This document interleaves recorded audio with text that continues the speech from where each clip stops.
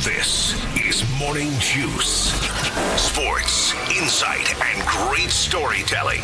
Starring Bobby Carpenter and Jeff Tito Thidoff. It's time to attack and dominate. All right, it's a Thursday. Tito, Bobby Carpenter, Mark the Shark with you. Thank you so much, Treat. Great storytelling. That's what we're going to do. That's what we always do, Bobby, right? What is it? Wider, not deeper? What's the phrase I'm supposed to be using here? I don't know. You tell me. Okay. Deeper, not wider, I think is Deeper, not wider is what it is? Okay, I confused it. I wasn't sure on that. Okay. Big show lineup for you today. Albert Breer will be joining us at 6:40. Lots to talk about. Some days, Bobby, this time of year, you have to kind of scramble for content, but we got so much to talk about today. It's going to be a great show. It's great. The content's everywhere. Content creation. That's what we major in. That felt condescending a little bit there. By the way, I had a old guy dad moment yesterday. How often does that happen to you? Doesn't happen often. I was at that, I popped it over the high school sports awards show, Central Ohio High School Sports Awards show over at U8, the high school, last night. They let you in? Well, that's a different story for us. I got in. I was told you weren't allowed within 1,000 feet of a school. That's also possible. Anyway, I'm there, bunch of kids there, obviously, all these nominated athletes and their coaches running around stuff, parents, things like that. And I'm standing there, obviously, as I normally do at high schools, just observing. And there's a young man sitting. That's not concerning. A young man sitting behind me. I was standing in like the hallway area. And I saw a kid sitting down, and a guy comes over and talks to him, shakes his hand. They have a brief conversation. The older gentleman, the adult, walks away. Now, I was always told, Bobby, never to shake someone's hand while sitting down. You always stand up, shake their hand. I think that's true when you're meeting somebody. With friends, I think it's a little different. It wasn't. It was like this was an adult and a high school athlete. Yeah, if it's the first time you're meeting someone, there's times where I would say, depending on your ability to get up and move, that might be exempted. But yes, I would say 90% of the time that's appropriate behavior, maybe even more. So this young man was sitting down when he shook the guy's hand. Okay. Now, I stood there for about 5 minutes after the interaction ended. And do I say something to the kid or not?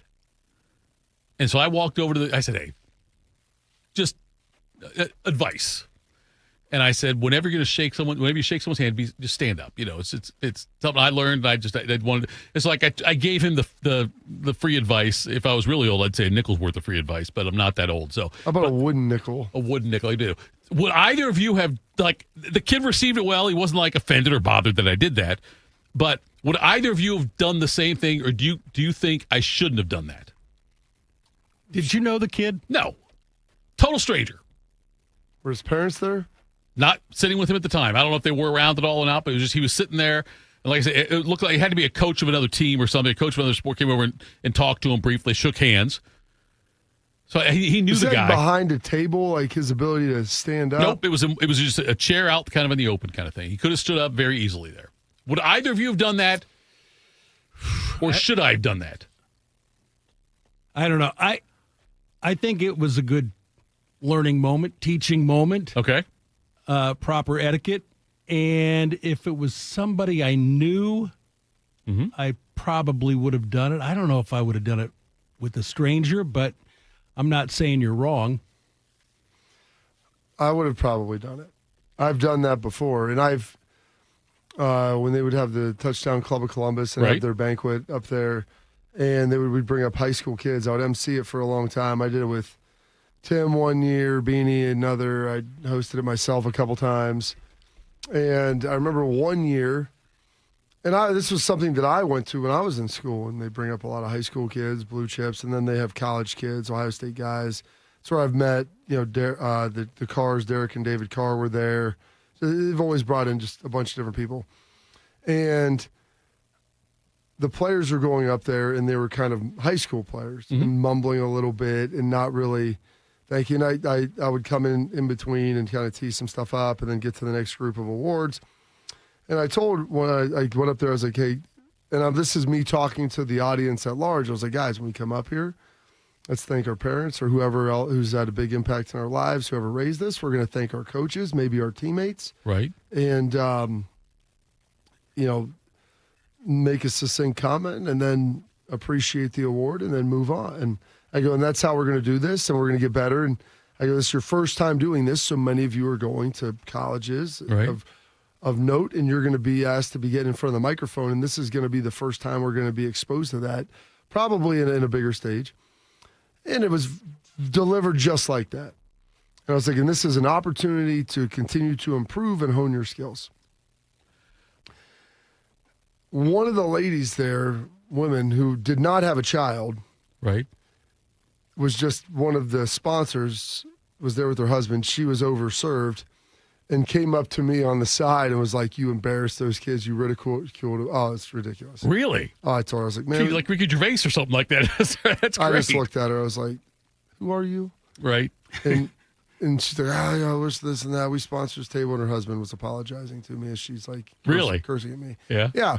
And I go, have you ever had to do that? No. Did you know anything about these kids come from different areas, this and that, and a lot of them are, from underserved areas. I'm like, that's all well and good. These guys were me and my teammates when we were younger.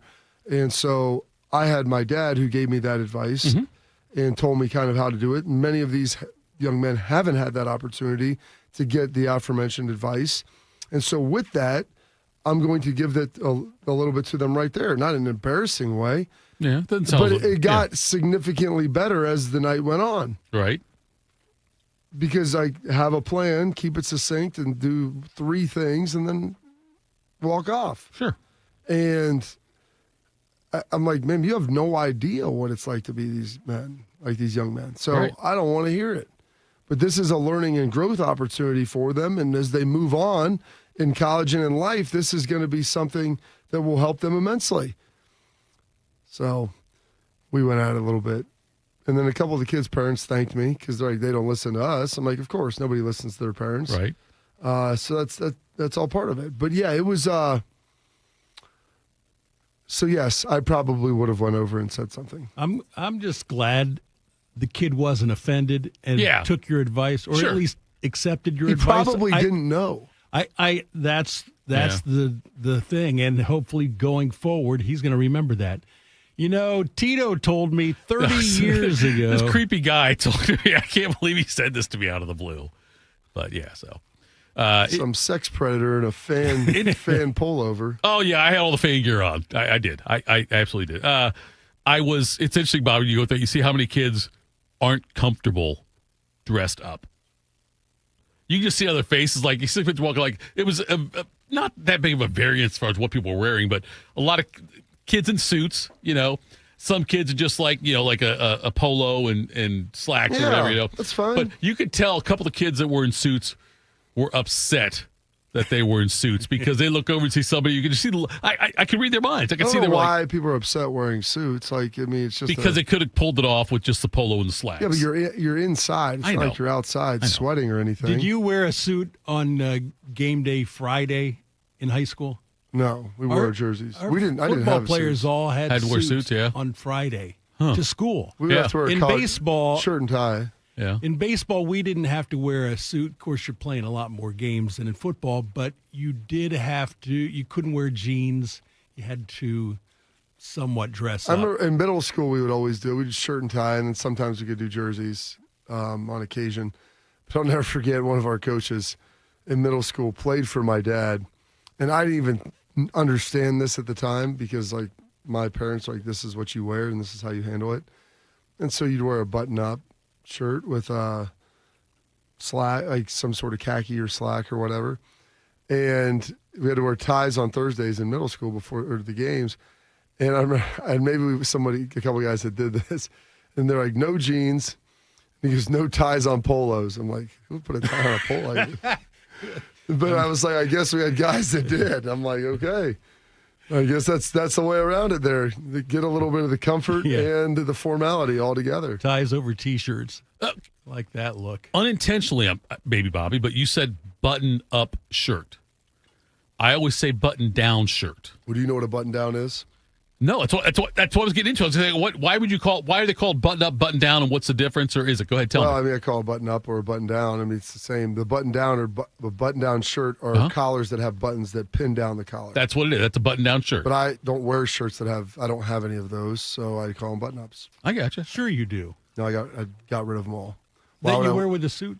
No, I don't have buttons on my collar. No. Nobody wears those anymore, Shark. I do. Hey, White shirts? Yeah. 1986 Tito did. I had all, button down shirts. Yeah, that's back in the 80s. Yeah. Back in the 80s. That's how Rothman always says it. He was the king of the 80s, I guess. That sounds sexy. Rothman, he was actually part of Go West because he was the king of wishful thinking. He used to shop at Chess King. What the hell are we going to do? Shark, we're going to revamp your wardrobe, and I'm going to take you. I've got new shirts that are still button-down collars. Yeah. I hate the button-downs. It's a pain in the butt to button them down after you put the tie on. It's like the flip. I don't think it's that hard. That is kind of true. No, it's really terrible. Tiny buttons. They're putting their little tiny buttons up there. When was the last time you wore a shirt with a tie? With a tie? The last time I wore a shirt with a tie. It's a great question. Damn, it's been a while, Bob. I'm not going to lie to you. I don't know. Exactly. I don't know the last time I wore a tie. Don't sit here and lecture Shark and I. I'm not lecturing you guys. We're having a productive discussion on shirts. Go ahead. How about the button down with the button inside the collar? You know what I'm talking about? That looks better hidden, but that's also even another level of difficulty. That's another level of difficulty. I don't know the last time I wore a tie. It doesn't surprise me. Don't get judgmental on me. I'm not getting judgmental. Yeah, you are. The way you said that was very judgmental. You look like a guy that wouldn't wear a shirt and tie very often, Thedoff. I can't think of the last. I'm just happy you got a shave in this week. I didn't shave. This is like, dude, this is old. This is like a week old. That's what I said, this week. I didn't say today or yesterday. I said this week. This is a 5 o'clock shadow, but the 5 o'clock was last Thursday. Let's get smart. Time to get smarter. Morning Juice presents Today in History. Here's your professor, Bobby Carpenter. We're going to break a record today, Bob. It's 6:12 before you get into this thing. It is. It's a little bit shorter today in history. It is Thursday, June 19th, 170th day of the year, 195 remaining. 25 days. So that means in 13 days, we will flip this thing on its head. Shark, will you be around for it? Be around on the 1st. There you go. For the turn of the century. For the flipping of the hourglass. Yeah. Like sands through the hourglass. These are the days of Shark's life. This date, 1846, the first officially recorded baseball game. 1846? 1846. Before the Civil War. I'm going to say it was in the, Ivy League. The Alexander, played under Alexander Cartwright's rules. Now, I don't know if that was the Cartwright out of Bonanza. No, it was not. Okay. Wasn't Haas? Rules are played in Hoboken, New Jersey, on the Elysian Fields with the New York Baseball Club defeating the Knickerbockers 23-1. Barn burner. I wonder if Sinatra was there. He was. I don't know if anybody pitched a complete game or had to drain the bullpen. They got the win. I'm not sure how all that works, but I found that ironic because that's before the Civil War. In Latin that's called antebellum, before the war. This date, 1862, Lincoln signs the Territorial Slave Act, prohibiting slavery in its all current and future United States territories. And then in 1860, Juneteenth, we call that. Well, no, that's 1865. Okay, that's coming. Sorry. 2 years after the Emancipation Proclamation, the final slaves are freed in Galveston and informed of their freedom. So that is Juneteenth. This day, 1910, the first Father's Day is celebrated. Do you know where? Where? In the United States. I'm going to guess Van Wert, Ohio. Washington, D.C. It is Washington, but it's actually Spokane, Washington. Spokane, huh? Yes. 1834, the FCC is established. Always love pushing the boundaries with them. This date, 1955, Mickey Mantle hits his 100th home run. And in 1971, Carole King's Tapestry hits number 1 in the U.S. And it's too late, baby, now it's too late. Though we really did try And Shark said it's one of the greatest albums of all time. It was the highest-selling album of all time until Beatles? Eagles. no, the Eagles' greatest hits. yeah. And then Thriller? Pink Oh, Pink Floyd's. Floyd, yes. After that. Not Another Brick in the Wall. What No, it was called, it was Dark Side of the Moon? No. That was Ozzy Osbourne. Maybe it was just The Wall. Could have Yeah. been The Wall, yeah. There you go. And then this date, 1973. 2,000 hits are recorded twice in the same day. Once by Charlie Hustle, the late, great Pete Rose. The other by Willie Davis. You didn't get it? Neither one. Couldn't find anything, You couldn't Bob. find Pete Rose legging one out? Not 2000. That's amazing. A lot of other Pete Rose hits on there. No, Yes. I can imagine. And then this date, 1978, Garfield's first, the comic strip first goes into syndication. This is Jim Davis. I didn't really copy real cats when I designed Garfield. I thought what I thought would be a funny cartoon cat would be truer to the character Garfield than if I tried to draw a real one. Garfield, by the way, is named after my grandfather. His name was James A. Garfield Davis. He was named after the president. And he was a big stubborn man and reminded me in many ways of Garfield. So I thought drawing that would be a good name for him. Yeah. Like, what is that squeaking? In that video, he's drawing with a Sharpie or whatever. Sounded like he was skinning a cat. He was drawing the cat. He was drawing Garfield. How about this? I mean, Garfield was named after his grandpa, who was named after a Yeah. president. When he said James A. Garfield, I'm like, the president? No, is your grandfather the president? Right. What state was he from, Bob? Garfield? Yeah. From Ohio? Okay. That's correct, right? Akron Garfield. Yeah. Garfield Heights? Probably. No. That is correct, right? He's one of the Yeah. that's 5 presidents. We call it 7.5. Who's the half? William Henry Harrison. He's not from here, is he? Yeah, think he was he- the first Ohio president. Was he? I don't He know. only I think he lasted a was. month. I think he was born in Indiana, but He grew up- basically grew grew up up in in Ohio. Ohio. But there's Fort Benjamin Harrison in Indiana. But that, do you Yeah. realize that there was a president, Benjamin Harrison? That's what I'm saying. though? It's the Harrison thing. I'm saying, I didn't know the other Harrison was here, though. we I had thought it was. Taft and McKinley and Garfield and Warren Harding? Harding. Johnny Delaware? Maybe one day Help J.D. me. Vance. Well, we're missing. There's one there. You got to. Let's not Could do be that today. sooner than Wait, later. Who else? Who were the other ones in? You named 4 of them there, right? Garfield, McKinley, Taft, Harding, Harrison. Harrison. Who are we forgetting? You're asking me. I don't know. you there's you'll 7. Look it up right now. as Somebody we- on the YouTube chat will tell us. Of course I they will. This day, 1985, Reggie Jackson. It's his 513th home run, putting him 10th at that point all time. Bam, whack. Oh, look at it go. Mr. October, I had the top 10 in home runs. I had the 500th, Bob, not the 513th. Put him top 10. It's a big deal. And then the state 1992, Evander Holyfield beats Larry Holmes in 12 to claim the heavyweight boxing championship. And we're ready now for the decision, everyone. Michael As we Buffer. go to the scorecards, Chuck Giampa scores about 116 to 112. That's the same score, 116 to 112 from Carol Castellano. And Glenn Hamada has it, 117 to 111 for the winner by unanimous decision. And still, the undisputed flyweight champion of the world, Evander Real Deal Holyfield. Evander Holyfield retains his title, and now we'll look forward to the winner of the Riddick Bowe Pierre Kutzer fight coming up in July. That's a big one. Did you get it, Bob? You got the presidents? I have not. How did we forget this one? Rutherford B. Hayes, right up the road Yes. in Delaware, Delaware and then Hayes. you had Ulysses S. Grant, Oh, gosh. also from Ohio. Absolutely. but he's buried in New York. He's buried in Grant's tomb. There you go. Well, it makes sense, given that's his last name. And then this date, 2010, California Girls by Katy Perry hits number 1. California girls were unforgettable. Daisy Dukes, bikinis on top. Sun-kissed skin so hot. Do you know Katy Perry once kissed a girl? I think she liked it.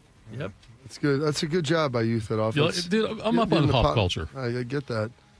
Some birthdays today. Born on this date, 1903, Lou Gehrig.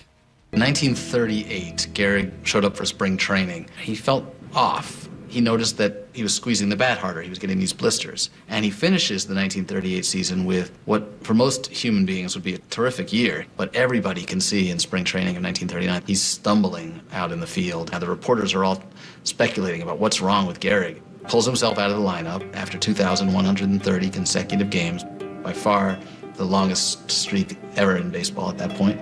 And he goes to the Mayo Clinic. And there, the doctor instantly recognizes that Gehrig has ALS. So wait, I had no idea. The reason that his streak was broken was the ALS. Yeah. Yeah. He never played again. Yeah, that was it. After he took himself out. Well, I knew that drove him to that's what stop it did, yeah. playing. I didn't realize that was the first game that he missed, Yep. and the last game that he ever played was due to that. That is unbelievable. He walks in and the doctor says, "You've got Lou Gehrig's disease." Did not tell him that. Oh, he didn't? That's, yeah. Turning 75 today, Ann Wilson, former lead singer of Heart. And now it tells me to the moon. How do I get to alone? 75? 75. Her. She was born in 1950, so it's fairly simple math.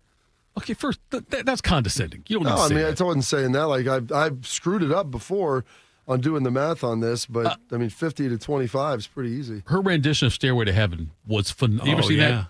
That's It's phenomenal. very good. Yeah, it's really good. At the Kennedy Awards. Kennedy Awards, yeah. In front of Robert You see Plant. Robert Plant tearing up. Yeah. And Jimmy Page, how happy he was with that version of it. Yeah, that's What About Love? Also a banger. Yeah, great one. That's Crazy good. on You. Crazy on You's my favorite one. That was always my favorite Heart song. Barracuda's also them. Yeah, Roma loved Heart. she also did the song with Mike Reno from Loverboy for Footloose, right? Yes. I don't remember the name I of can't remember the song either. Almost Paradise. Almost Paradise.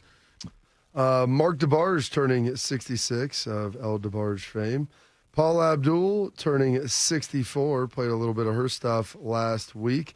Dirk Nowitzki turning 47 years young. Nowitzki on the pull-up, puts it in. 10-point game with 3:40 to play. Nowitzki puts it up, puts it in. Dirk Nowitzki makes it a 10-point game. Timeout Miami with 2:27 remaining. Down to 39 seconds. Some of the fans now heading for the exits. The Dallas Maverick fans starting to celebrate. Nowitzki, left hand, lays it in, and it's 103.92, and that should do it for the Dallas Mavericks.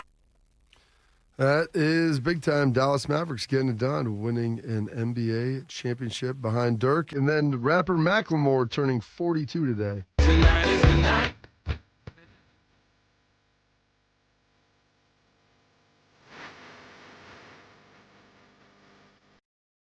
I thought Macklemore was even a band, and it was the rapper. Yeah, I was a rapper. And he hadn't done anything in a long time. Some passings today. Manute Bol passing away in 2010. 1953, Julius and Ethel Rosenberg, two of Shark's heroes, were executed. Just hope they don't find you out, Shark. It'd be a shame for you to lose your retirement. How were they executed? Beaten with a wet noodle. Electric chair. Was electric chair? I don't know. I'm guessing back then it was electric I would have chair. preferred firing squad for Yeah, them. that's a good one. I mean, if you're going to be traitors to the Federation. And then passing on this date, 1986, tragically, the number 2 overall pick in the NBA draft, All-American at Maryland, and would have been with the Celtics and probably leading them to potentially more titles with Bird, Len Bias. This is Eyewitness News at noon. Good afternoon. I'm Bob Dalton. I'm Andrea Rowan. A local success story took a tragic turn this morning.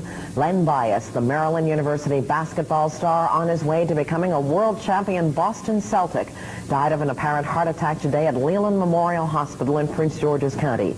Dave Statter is at the College Park campus of the University of Maryland with this live update. Andrea, this is Washington Hall. This is where Len Bias collapsed early this morning in this dormitory here on the University of Maryland campus. He was talking to some friends early this morning when he collapsed. Doctors say he died of a heart attack, cardiopulmonary arrest. Bias was rushed to Leland Hospital early this morning by ambulance. Following him to the hospital were friends and relatives and fellow basketball players from the University of Maryland campus. Yeah, that's very, very tragic. On June 19th, 1953, Julius and Ethel Rosenberg died from electric shock. So I'm guessing that was the chair that they received. They had it coming, Bob. Oh, they did. I mean, they Traitors. listen. If you're going to betray the United States, you get what's coming to you. That's right. Some holidays and observances today. It is Emancipation Day in Texas. Garfield the Cat Day, obviously. It is National Dry Martini Day. Dump the Pump Day. Eat an Oreo Day. How about that? Pets on Film Day. National Watch Day. World Sauntering Day. And World Sickle Cell Day. And those are your historical events, your birthdays, your passings, your holidays and observances for this date, Thursday, June 19th, 170th day of the year, and 195 days remaining this 2025. Oh, well done as always, General. Fine job by you. Coming up next, LeBron says titles mean too much. We'll do that next. Morning Juice. Once there was a man who couldn't stand.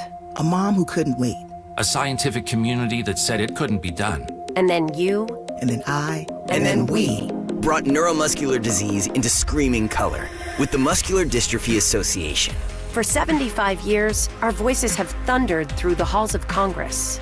We've willed the impossible into existence. We've pushed the science, raised the funds, shifted the narrative, and transformed the reality of life with neuromuscular diseases. For 75 years, we've built communities together. Established the field of neuromuscular medicine, and made it thrive. Call that a legacy. Call it impact. Call it momentum. Just call it ours. Because it's the generations of community heroes that give MDA the strength we have today. And until neuromuscular disease is a thing of the past, you couldn't stop us if you tried. Join us and celebrate 75 years of breakthroughs at MDA75.org. Hey Max, you look absolutely dashing in that purple tie. Ready to harness the world? You bet, Daisy. I'm ready as I'll ever be. And might I say, your purple tie really pops with your vest. Thanks. I almost went with a cape, but didn't want to come across as pretentious. Nonsense. Anyone in our line of work should rock a cape. You might be onto something, Max. Phew, so here we go. First day on the job. We've got this, right? Right. Don't forget, we both graduated from Dogs Inc. with honors. Which means I can guide my human around a busy city with ease. And I can give my human a restful night. I hope my human is kind and loving. And I hope mine likes wet kisses and zoomies. Ready to make a difference? Born ready. Let's go. Discover how extraordinary dogs like Daisy and Max change lives at no cost to the recipients. Visit dogsinc.org. Teachers are dynamic leaders, shaping a new generation. They bring a variety of perspectives from diverse backgrounds, innovating how they teach to prepare students for our fast-changing world. Achieving this takes skill and expertise.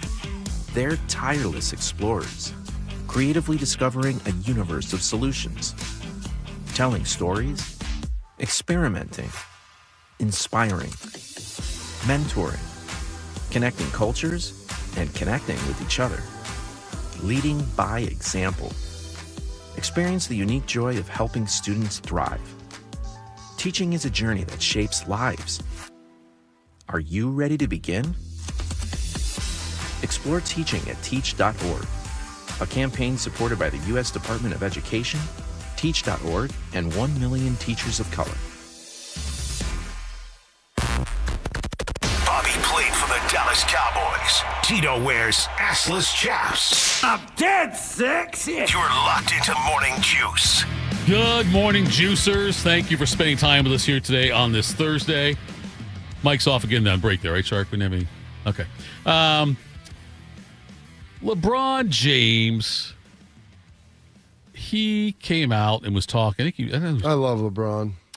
He was stating that he thinks there's too much emphasis placed on winning titles in the NBA, and thinks that people, they judge players too harshly on if they haven't won titles. And he brought up Charles Barkley, Allen Iverson, Steve Nash, another one, but people who have not won titles and how Look they at get. him, man. He's just battling for the little guy. That's why you love LeBron. Do you think there's too much emphasis placed on that when discussing a Do player's you think legacy? that was a self-serving statement by him? Oh, so yeah, that he absolutely. could- No doubt it was, yes. He could Yeah, but provide. he's won 4 of them. It would be really bad if he hadn't won any. Hadn't won any, And right. I know, played- but it's also the debate with him always is, and I don't hold this against him. Like, look at how many he lost. Jordan didn't lose any. Right. Look at how many Kobe and LeBron have won, or Kobe and Jordan have won.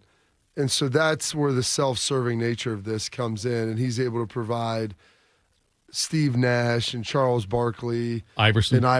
use them Rick as Nash. Rick The Nash other as Nash. well. No I relation don't to think he Steve. won a title, but I don't know if that really applies to this conversation. And he can use them as human meat shields to help protect him and all the slings and arrows when he says he's the greatest. And listen, I like LeBron, and LeBron Yeah. may be the most talented basketball player and complete basketball player ever to grace the face of the earth. But never once have I ever heard Michael Jordan say that he was the greatest basketball player of all time. And so if you're going to sit there and proclaim that, like, I don't know. But do you think, though, Bobby, there's too much emphasis placed? Do you think there's any truth to that, validity to that there's too much when we're talking about a player's legacy? No, because I mean, all you got to do is complete the seasons. Like, you get those completion medals at the 97 won the fan run. All right, so you're going to get those completion medals, Finisher which are medals. big. Not even finisher, completion. I don't know what that means. But I've been watching some great social media content with Adam King running around in his suit and people pretending to time him. But it's Marino was always it was held. I don't say held. It's terrible because that was like Phil Mickelson for a long time, and Yeah. then he ultimately broke through and won Sure. 5. Marino was in that category. Like Elway was in that category till his final 2 Sure, years. yeah. Phillip Rivers. Like, it changes the dialogue around your legacy. But when I look at players of how great they were in a team sport, Mm-hmm. I also look at the contemporaries, who they were playing against and who they were playing with on their team. I don't think that's the be-all, end-all. It's a piece of the equation. Sure. And it's a tiebreaker at times, but I'm never going to say, like, I don't think that's the most important piece of everything. I don't think we do it with baseball and hockey. Well, baseball, because you can argue baseball is a purely isolated sport where your numbers are your numbers. Right. Like, it helps having protection around you in the lineup. Right. And if you're a pitcher like Paul Skeens and you can be 3-18 because your team can't score a run and your ERA is like 1.8. Right. And yet you can't get a win anytime. You get no decisions than wins. I think that can come into play, but if you hit 600 home runs, you hit 600 home runs. Yeah, like you can't say like, well, I had a great team around me. Nobody ever says that. I had great protection behind me. Like, I hit 600 home runs. I don't think anything less of Tony Gwynn, Rod Carew for not winning one. By the same token, I don't. Rod Carew made the Hanukkah song, so I think that puts him in another. That does also, yes. But O.J. Simpson did as well, so I don't know. But yeah, like Maddox though, like Maddox won 1.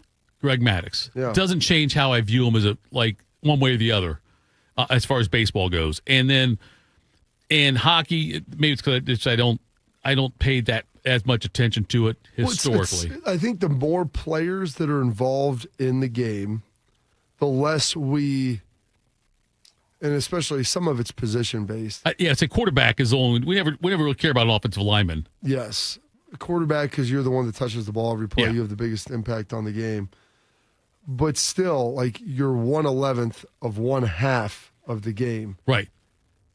So, like in basketball, you play both sides, both ends of the court, and you're 1/5, and you're going to probably play 80 to 90% of the game. Yeah. In big moments. Quarterback, it's a little bit different. So football, like hockey, you're a forward or a defender, like you're getting lines shifted out, 3-4 lines. And so you don't have necessarily that big the chance to impact the game the same way that you do in basketball. And I think that's why we lean in there. I mean, you are 20% of your team's production. Right. Like, of what's on the court. Now, potential production. Now, what percentage of that do you gobble down? Okay, well, then we base that, and you can take final shots and different things. It's just kind of the structure of the game, but it's not the be-all, end-all for me. It's just another piece of the equation, and it's usually a tiebreaker when it comes to the end of stuff. Right. But I'm not gonna sit here and say that Robert Horry is better than Charles Barkley because he made a bunch of big shots in NBA Finals. Big Shot Bob is one of my favorite players. But don't ever confuse if I'm taking a team to put together in their primes that I'm taking Robert Horry over Charles Barkley. I feel like with baseball, Bobby, when it comes to talking about players who never won a championship, a World Series, it's almost like, oh man, that guy never got a chance to play in the World Series. Yeah, but it's like they missed an opportunity. Right, but like in football, it's like, that guy never won a Super Bowl. It's almost like it's very much it's much more flippant when we talk about it with football quarterbacks. With quarterbacks, yeah, with quarterbacks, it's held it is. Against them. They couldn't get it done in the biggest Marino moments. could never win a Super Bowl, but it's like it's Tony Gwynn. It's like, oh man, Gwynn never won a World. So only played one World Series his whole career, never won. They played in 2, didn't he? He played in 2, Shark. Who? Gwynn. 84 against Detroit. Was he on the team? The Padres team lost to the Yankees, or not? Wasn't that a World Series also? But I think he was already gone by then. Yeah. But we look at it like, I can't believe, Ted Williams never won a World Series. Like, that's terrible. Played in one. But with the we have the quarterbacks thing. It's like you certainly it's much more you're much more against the player, whereas in baseball it's like you're almost sympathizing for the player. Yeah, because you just have much less of an impact on a game. If you're a baseball player, you may get 4 at-bats in a game. You could hit 4 single-shot home runs and lose a game 6-4. Right. You did everything you could. I think what it proves is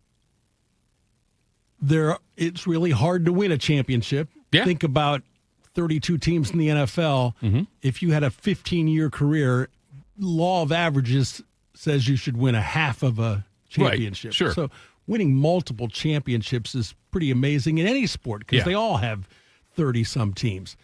Also, how about going to 9 titles, 9 championship games in 18 years and winning 6 of them?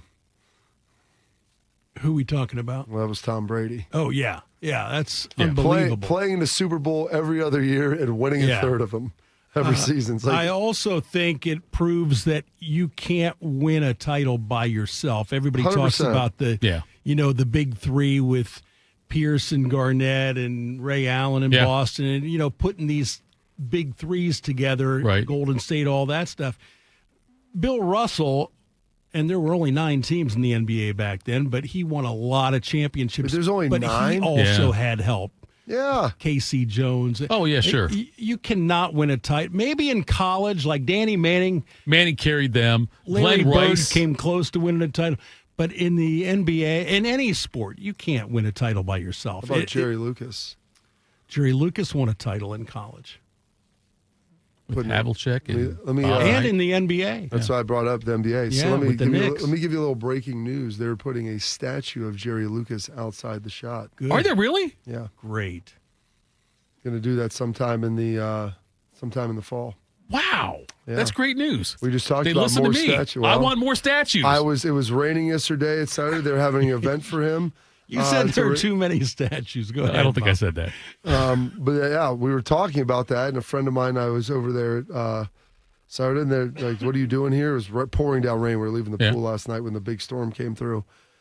And I was like, "Am I allowed to say?" And I was like, "Oh, we got this event for Jerry Lucas." I'm like, "Am I allowed to say that? Like, is that public?" Yeah. He goes, "Yeah."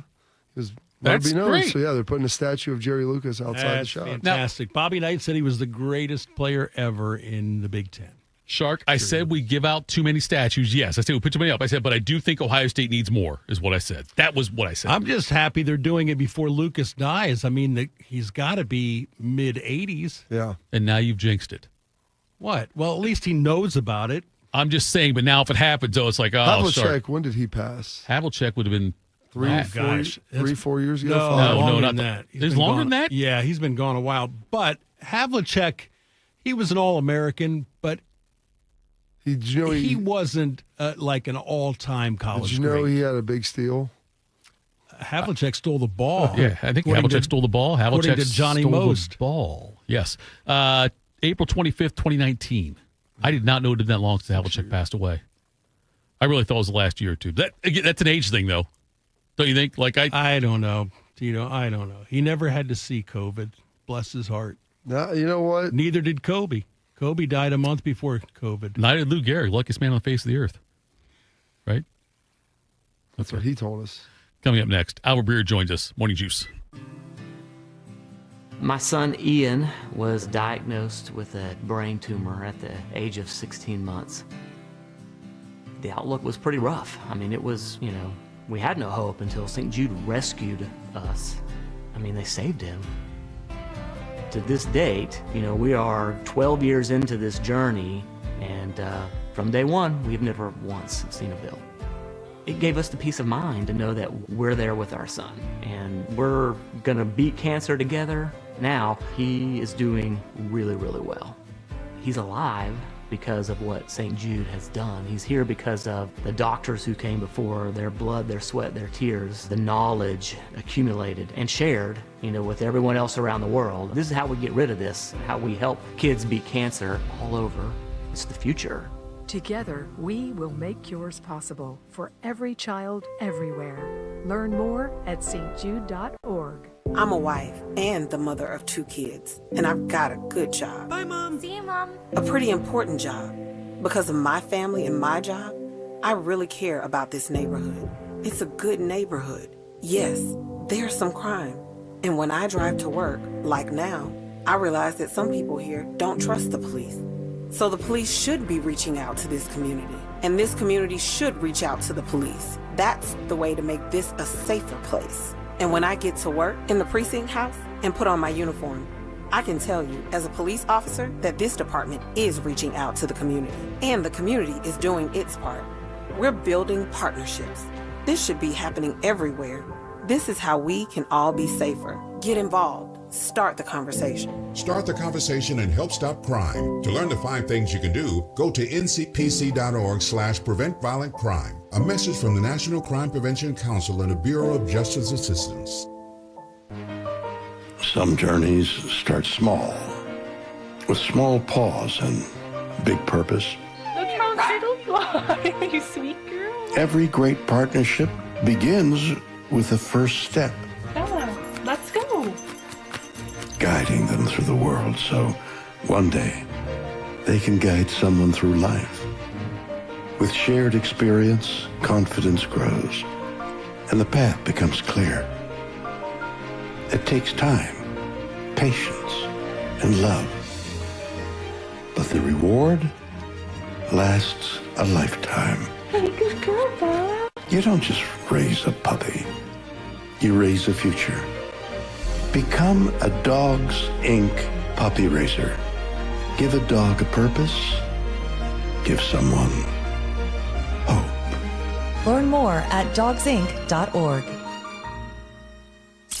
Tito has had 2 wives. They've both been named Heather. If you know someone named Heather, please warn her. This is Morning Juice. Morning Juice. It's Tito. It's Bobby, the man in the middle. Our sweaty friend, Albert Breer, joining us here. Albert, Trey Hendrickson, Shamar Stewart, one, none, or both will be on the field for the Bengals week 1. I think both will get there. I'd say day 1 of training camp is probably iffier. Shamar Stewart seems pretty determined to use his leverage here. And put himself behind. I think that's the interesting part about it is with every day you lose, and Bobby can probably illustrate this better than I can. With every day a rookie loses, I think it becomes harder and harder for him to contribute in year 1. But he has already shown and demonstrated the willingness to sit out spring workouts. So I wouldn't doubt that he would be willing to carry that into the summer. The Trey thing just kind of to me remains the most unpredictable one of all the contract disputes in the NFL, just because it's gone on for 3 years now. And I think it's really, really difficult to predict which way that one's going to go based on all the water that's under the bridge and where the market has gone at his position. And, I think Joe Burrow is an X factor in that as well, where he was able to kind of push the Bengals to go the extra mile to get Chase and Higgins done. I just think there's a lot that's there are a lot of hands in that pot, so to speak. You surprised that Burrow's been this vocal and over the last year about his teammates, Albert? Usually you never obviously comment negatively on one of your teammates because that could always be you, and unless they're being crazy unreasonable, guys are very supportive. But, Joe being the leader, being the face, has kind of leaned in on pressuring the Bengals to get some stuff done with these guys. I'm not surprised at all. I'm really not. I think, I think Joe has a pretty good understanding coming from the family he comes from, having had two brothers that played, dad coached. I think he has a pretty good understanding and worldview of what professional football is and how it works. And, I think because of that, he went into the 2020 draft with his eyes wide open. He knew what the reputation of the Bengals was. And if you guys remember, going all the way back to, that January and February and March, there was some question, like, is he going to, try to get out of there? Because he knows what it is and he knows what the reputation is, And so, I think he resolved, and this is just me talking from my conversations with him and putting everything together. I think he sort of resolved, I'm going to be the change agent. I'm going to be the one who's going to flip this upside down. And he even said it to me in their run to the Super Bowl in 21. The old Bengals are dead. Well, for the old Bengals to be dead, it takes that level of winning for sure. But it's also going to take doing business a different way. And, I think that eventually this was going to come. If the Bengals were going to play hardball with his teammates, which, materially affects his ability to win at the highest level, he was always going to exert his leverage to try and flip it the same way he flipped the team's on the field performance. So I'm not surprised that he's exerted some leverage here to try to get the other guys on board long term. I think it's one of the reasons why, a lot of everybody he's played with loves him the way they do. And, I think it's going to be interesting to see where this one goes because the Bengals were able to get two of them done. They also, I don't think people paid attention to this. They expanded their scouting department for the first time in decades. A couple of weeks ago, they added more scouts. So you can see little things the Bengals are doing now to start to change. And I don't think that Joe Burrow is any small part of that. So I'm not surprised that he would use his leverage to help his teammates this way. Albert, if this Aaron Rodgers thing goes sideways for Steelers, say they go to like a 5-12 type of season, things just don't go well for them. Do you think that Mike Tomlin's job would be in jeopardy? So I don't think it would be like the typical all right, it's over, we're blowing it up. I think the way that could happen would be, all right, because I think what they're doing right now, and I've said this to you guys over the last couple of weeks, they're swinging for the fences, right? TJ Watt turning 31, Minka Fitzpatrick turning 29, Cam Hayward's at the end, DK Metcalf's on his third contract. This is a swing at, can we win with this core of players that have been pretty good but haven't been able to get over the hump?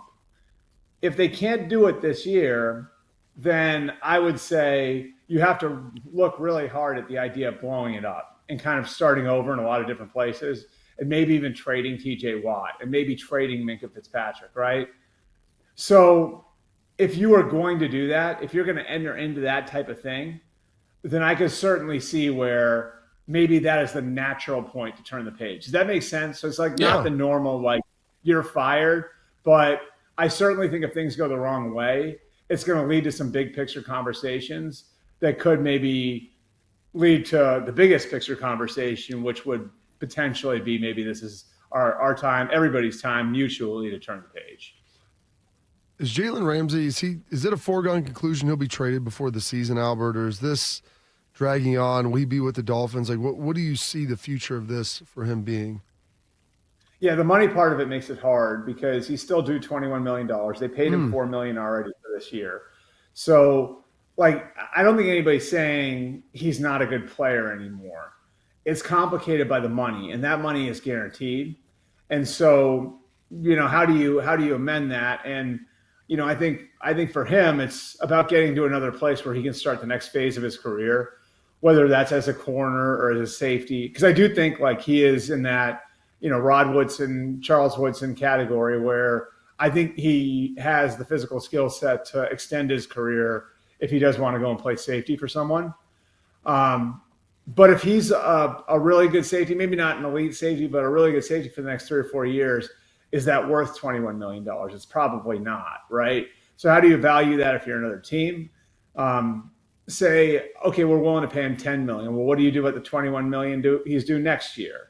So how do you, rework that? And then are the Dolphins, like, what kind of pick do you have to give the Dolphins for them to pay down the $11 million for a player that's not going to play for them?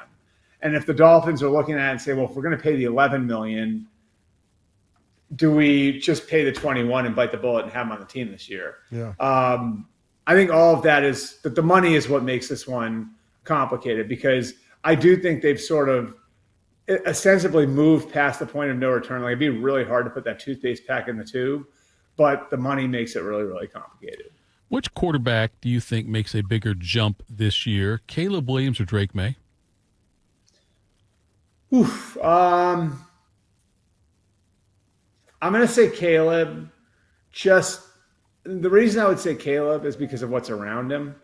I think they're both going to be really good, but I look at Caleb and the infrastructure they put around him, and they completely reworked their offensive line.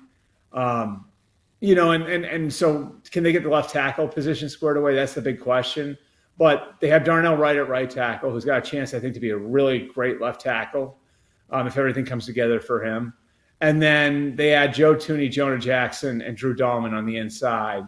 And he's throwing to DJ Moore and to Rome Odunze, and now Luther Burden's coming in. And I think the defense has a chance to be really good. And you've got Ben Johnson. I look at the totality of it, and Caleb played some good football last year. And I think Ben is doing a lot of the right things. So I think they're both going to be good.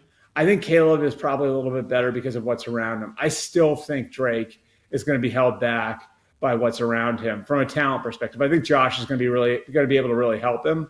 But I just think from a talent perspective, what Drake May has around him, especially in the offensive line, isn't what Caleb's got. So looking around the NFL, some of these veteran free agents are getting signed here at this point in the summer, and I think I saw Damon Arnett is signed or is expected to sign with Houston. Henry Ruggs getting released. Is there a chance that he gets another shot in the NFL, Albert? I mean, first of all, I think it sounds stupid, but I feel like we have to establish the seriousness of what he did. 100%. That's why I brought up the Damon Arnett situation. Now, not near as severe, but he did get re-signed. It does. I mean, I would say eventually, I would say yes, because I think we've all seen this before, and he was a really good player. And, again, with all due respect to everyone involved, I mean, it's just tragic what happened, right? And awful. But, I mean, Henry Ruggs, I mean, there is, I think, some evidence that this was, and I hate calling this, but it was at least there is some evidence that it was an isolated incident. That other than that, which is the biggest other than that you could possibly have, but he had a good reputation coming out of Alabama. You know what I mean? That receiver group, and I think at the time it was Jerry Jeudy, Devontae Smith, and Henry Ruggs. I think Ruggs kind of had the reputation of being the leader of that group, when they were there. And, I think there is, you can certainly hear the contrition in his voice. And he has a trait. Now, I don't know to what degree he has it anymore. I mean, that's something you have to see. But he had a trait and speed that everybody values. So, yeah, I mean, I could certainly see somebody taking a swing on it. I mean, we've seen these cases before, Pac-Man Jones, Mike Vick. Obviously, every one of them is a little bit different. And, again, with the appropriate respect to what happened here, I think there is a chance that somebody would. I mean, Dante Stallworth got re-signed, and he came back and played in the NFL. Right. Yep. And I think that's actually a decent comparison, Bobby, because I think Dante was a good guy. Dante was a good guy. He was. It was a pretty isolated incident when you look at kind of his character and his whole career. Now, obviously, the severity is very similar in how tragic it was, but it wasn't like this guy had a list like Pac-Man where there was a bunch of transgressions over the course of his career. Right. Dante was like a really good guy who, I mean, wound up, kind of like becoming a good locker room guy for a lot of teams after that happened. I think, Dante would tell you, like, and I've got a good friendship with Dante. Like, I think he would tell you, like how he has to carry with him for the rest of his life. Yeah. But like, it does, he learned some really like important lessons from it. And, he's doing great now. Like, I think that's a pretty decent comparison, because I think Henry Ruggs' reputation before all of this was along the same lines. MMQB's Albert Breer joins us right here on Morning Juice. Are the Eagles in danger of having the Super Bowl hangover? I would say maybe less so than other teams because they went through it 2 years ago, and they didn't win 2 years ago, but I think a lot of the things that affect teams that play on that stage affected them, right? So they went through it where they lost Shane Steichen and Jonathan Gannon as their coordinators. They went through it in that they lost some key pieces to their team. They went through it in that, like, everybody told them how great they were for the 6 months after they lost that Super Bowl to the Chiefs, and how the roster was so good that there was nothing that could knock them off. And then they started, I think were they like 9-2 or something the next year, right? Yep. Before collapsing.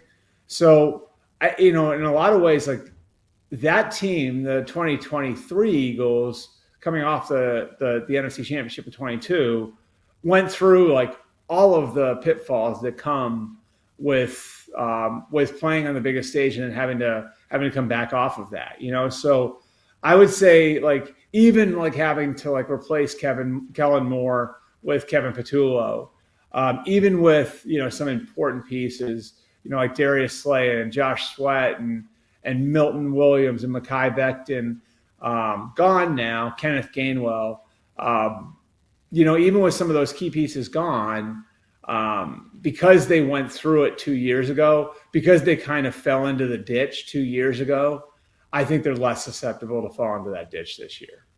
So, Albert, the training camp reporting dates have been released. Joint practices have been released. Tons of joint practices this year. Where are you at in the construction of your training camp itinerary, if you will? I'm still on the ground. I need to have. I think the problem, Bobby, is like when you look at it, like, and this is, I don't know how bored people get by this when travel logistics and everything else, but the key to my trip is when the teams take their days off. And so until I know when every team has their day off, like that is legitimately what I build it around, because there's a big part of it when I'm in your guys' part of the country. I actually love going through the Midwest because I can do so much of it by car. Yeah. And as anybody who has kids knows, like 3 hours in the car by yourself ain't so bad. So like the peace and quiet of that, I just have my podcast and, whatever, like snacks from the gas station or whatever. I think I'm actually, last year I started in LA because there were 5 teams there. It was the Saints, the Raiders, the Cowboys, the Chargers, and the Rams. This year, I think I'm going to start in the Midwest. I may actually start with the Lions because I think they're really interesting with, the 2 new coordinators and all the losses that they've sustained. But yeah, hopefully over the next week or so, I try before I go on vacation to get like the first week mapped out. And then when I get back, I can build out from there. When you do your autobiography, I think the title should be Snacks from the Gas Station. I think that'd be a great title for it right there. I love that idea, Albert. You stumbled upon that. Thanks for the time. We appreciate it. The good thing is I'm not, that doesn't include like a can of Skull anymore. So I got myself away from that. So we might get the angelic look again for you in the car, right? We're doing an interview some point in time. We might get that for you. So I can't wait for that. That's always a plus. Thanks for the time, buddy. We'll talk again next week. All right, thanks, guys. That was Albert Breer joining us. Coming up next, we'll hit you with some quick hitters. Morning Juice. Hey, veterans of Delaware County. Looking for a fun and meaningful day out? Join Delaware County Veteran Services for a free bus trip on June 25th to the Mott's Military Museum in Groveport. Departing from the Delaware County Fairgrounds at 9 a.m., you'll enjoy a guided tour and lunch at the museum, all on us. This is a veterans-only event, and you must be a Delaware County resident to attend. Call 740-833-2010 today to reserve your seat. Or to learn more, visit Delaware County Veterans Service online. Space is limited. Don't miss this patriotic day of history and honor. What's this? A letter from the Selective Service System? Not now. Hey Steve, it's me, Future Steve. You're me? Yes, and you need to register with SSS or we won't get our dream job in 10 years. Save our future. If you're a man aged 18 to 25, visit sss.gov to register today. It's required by law, and it can open the door to many benefits, like federal government jobs and training. That was easy. Thanks, Steve. 1 in 4 Americans today are living with a disability. I'm one of them. I care deeply about creating a world we can all fully participate in, free from stigma, misperceptions, and barriers. And we've got a trusted ally on our side, an organization we can rely on, Easter Seals. Rooted in communities nationwide, Easter Seals helps empower millions of people, regardless of age or disability, through its life-changing services and powerful advocacy. Today and every day, Easter Seals is leading the way to full equity, inclusion, and access to health care, employment, and education for people with disabilities, families, and communities. That's my Easter Seals. Make it yours. Learn more and get involved at easterseals.com.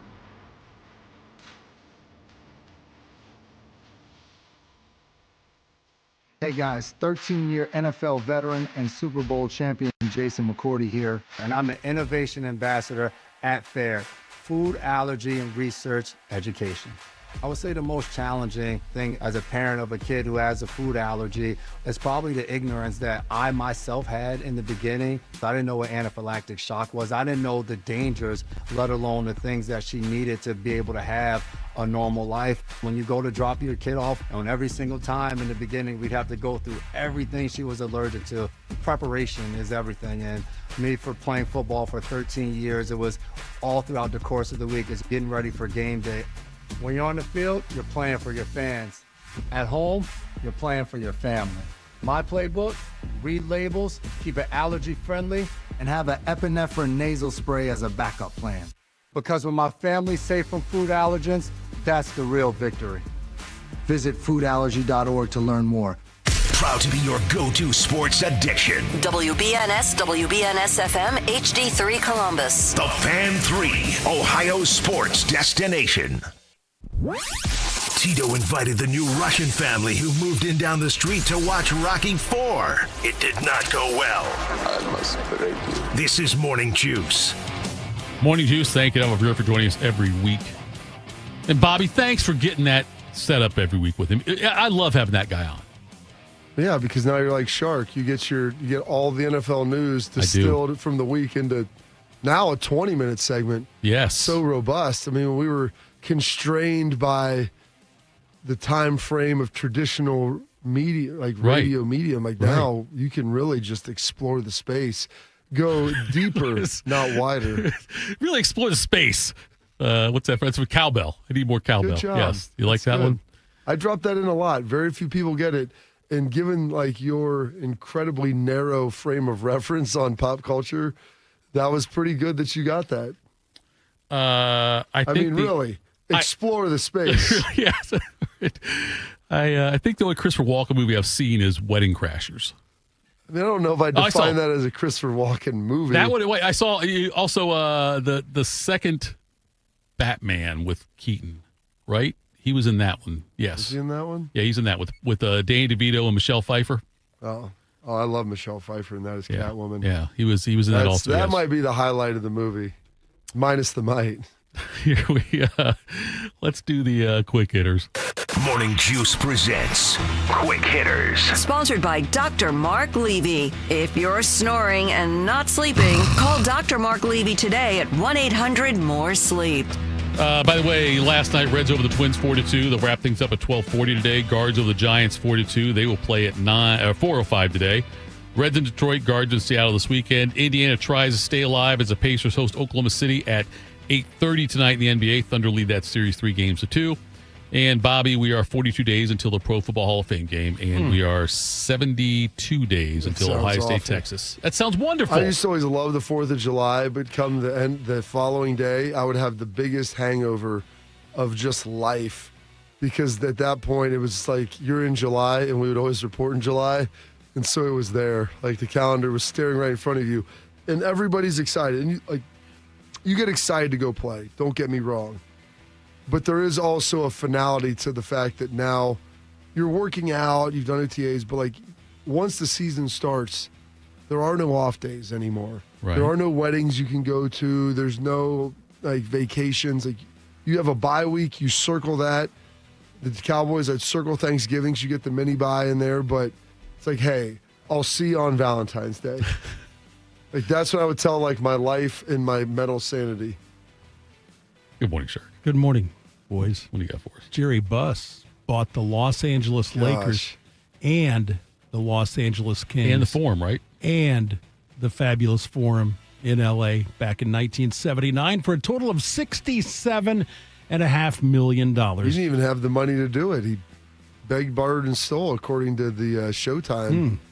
Jerry died in 2013. His kids took over the franchise, and now the Lakers are valued at $10 billion, and the Busses are selling the team to minority owner Mark Walter. The Buss family will keep a minority share of the team, just over 15% for the time being. Jeannie Buss will remain the Lakers' governor and continue to run the team. Walter already owns the Los Angeles Dodgers. But, Tito, that is a pretty good return on investment, even if it's 46 years later. It never ceases to amaze me the money that these franchises keep going up and up. Remember and up. when you asked me would I take money and put it in an NFL franchise if someone offered me? And that's why I said yes. Yes, that's the reason. That is the reason. Remember when Ballmer paid $2 billion and people said that was crazy? Yeah. This is 5 times that. Right. If you would have paid $2 billion for the Clippers and then sold them now for $10 billion, you'd feel that was a hell of a return on investment. This is insanity. $10 billion. If they're worth $10 billion, how much could you sell the Dallas Cowboys for? Oh, yeah. Right. 15? 20? Jerry paid $1.60 for them. That's why Charles Woodson bought, what was it, 1/5 of 1% if you of said, the Browns, hey, whatever it was, you can put all of your dollars that you have into one investment. Yeah. NFL football would be the investment. Or just any North American professional sports team. Football the most. Well, football the most, yes. I'm saying none of them, though. We're never going to be losing money. Yeah, we're not going to see a thing with the Celtics. Yeah. They paid like $600 million for him. They sold him for $3 billion. Yeah, it's insane. If I was the Celtics, I'd like to go back and retrade that sale. If you're telling me you're getting 10 for the Lakers, right? You got 3. You feel like you got a bargain. You hit nail right on the head on that one, Bobby. Yeah, the sports, the way these sports franchises keep going up, especially the NFL, but also the NBA as well. NBA, it's crazy that they go for what they go for now. But good Lord, what a great investment that is. I think we all agree that a 16-team college football playoff will happen, but those plans haven't been finalized yet. Leaders of the CFP spent the past 2 days meeting in Asheville, North Carolina to hammer out a new format, but they left town yesterday with no agreement yet. Last month at the SEC spring meetings, head coaches were in favor of a 16-team playoff, but other conferences want the SEC to go to a 9-game conference schedule. Bobby, Rich Clark is the executive director of the CFP, but clearly the SEC and the Big Ten are running this show. Well, they're the ones that get the say in everything. They get to choose what they want to do. The other conferences are basically just going along, and I get it. Everybody wants the SEC to go to 9 conference games. And the Big Ten, they said, hey, if they go to 9 games, all the coaches unanimously voted. We'll do the Big Ten SEC Challenge. Brian Kelly was out there talking about, hey, this is going to be great, but then the SEC said, no, we're not going to do 9 games, and we'd like to go to 16 teams. And I'm not a big fan of those auto bids for outside of the conference champions. But if you're telling me that going to 9 games that would get a Big Ten conference, that would get the SEC on board if they got their 4 autos or whatever it is, even though they probably could get more than that in any given year. But that would guarantee it. But that would give you a Big Ten SEC slate of like 8 to 10 games a year. And the non-conference, like, who isn't for that as a college football fan? Like, that's great. I fixed this, Bobby, just so you know. I'm sure you did. I've got the solution. There was the talk about the 4-4, 2-2-1 thing. 5 plus 11. 5 plus 11 is the other one. Why not do 3-3, 2-2-1 instead? I think that you could. Are you talking about a 16 team? 16 team. Make sure his math works on that. Well, there's the That's other ones 11, but then you get 5 wild cards, whatever. Notre Dame, one of them, then whatever, 4. So, but if you make it 3 auto bids instead of 4 for the Big Ten and SEC, yeah, that to me sounds much more feasible. To who? To the Big 12, to the ACC. The Big 12 was fine with what they were going to do. And so was the ACC. The SEC is saying that, they the SEC is not pushing for the 4 auto bids right now. Their commissioner, Sankey, was not pushing for that. But if you do that, though. Sankey was for it. He was. His coaches were not. Okay, yeah, you're right. But I'm saying that the message at the SEC meetings was more so that they're not digging their heels in the sand, right? Dig your heels in on it. Dig your heels on it. What's the thing in the sand? Draw a line in the sand. Draw a line in the sand? Maybe you could draw the line and then dig your heels on the side of that line. You could do that also. Dig your heels in the dirt. You could do that too. But I don't know why you're wearing heels in the dirt anyway. But nonetheless, I think if you go to the 3-3, if you say the 3 auto bids, because look, in all honesty, we know the SEC. Okay, so who are you trying to convince here with this? America. They don't get a vote. I know, but what don't you think though that is more feasible than the 4-4-2-2? What to who? I think it's a better idea. I'm saying it's a better plan. I think that it's if you say the Big Ten and the SEC are eating up 8 of the 16 bids before the season starts, I think that's too many. I'm not saying it is or it isn't. I but think we're 6 talking is a about, better. That's if you're going to do 6, then I don't. The Big Ten and the SEC are most likely in any given year going to get at least 4. I agree. Anyway, yeah. I agree with you. I agree with that, and I don't think the Big Ten and SEC would go for it, but I'm okay with 3-3-2-2. I say, and like Bob said, probably 90% of the years the SEC and the Big Ten would get 4 teams in, but let's not make it automatic. Let's take the best 15 teams plus 1. I think though, Shark, that if you go with the automatic bids, you have a better chance of getting stronger non-conference games. That's true. That's what I like about it. Because if you have the automatic and a team that finishes in 3rd place goes, I don't know, 9-3. Right. They still automatically get in, but maybe they played a couple tough non-conference The thing games. is, if I would like to look back historically, and you tell me the last time a Big Ten team or SEC team, their 3rd place team went 9-3. Because I don't think that wasn't the case this year. No. It was the 4th place team that went 9-3 for the SEC. It was the 4th, 5th, and 6th, and none of them got in. Indiana got in over them. There's an interesting, and this might be a bigger discussion. I've heard someone propose this hypothesis to me where Greg Sankey's pushing pretty hard for some changes now because the SEC is still at the top, and he doesn't believe, and there's evidence over the last 2 years with the transfer portal and NIL that the SEC might be losing ground to the Big Ten and to, like, maybe not the rest of college football, but the fact that the Big Ten, if you include kind of Notre Dame in that geographic scope, had 3 of the 4 teams in the college football playoff semifinal last year. And Texas was the other one, which isn't a traditional SEC market. Right. They kind of operate a little bit more like a Big Ten school with the fact that they have a heavy industry base and they're in a big city. Most of the SEC, I mean, you know how many people live in Alabama and Mississippi? You know what their GDP is coming out of those states? Like, there's not a whole lot of dollars there. And so the fact that some of this might be slipping away, this is him trying to consolidate some power while they still have it right now, because this tide may be starting to flip. You know, Michigan won it last year. We'll see what happens this year if that becomes a 3-year trend. But some of the more traditional powers in the SEC have been struggling. Because they finding out everyone can pay their players, whereas the SEC was just doing it before? I mean, Shane Gillis said that on game day. And, did he? Oh, yeah, saving. When he called him Alabama Jones, you don't remember when he got up there? He's like, now everybody can pay their guys. Nick, how's that feel? And Nick got mad. I mean, he's a comedian, so he's making jokes. But it's true. The funniest jokes are ones that have some degree of truth to them. Right. Which is what a lot of people have always suspected. Yes.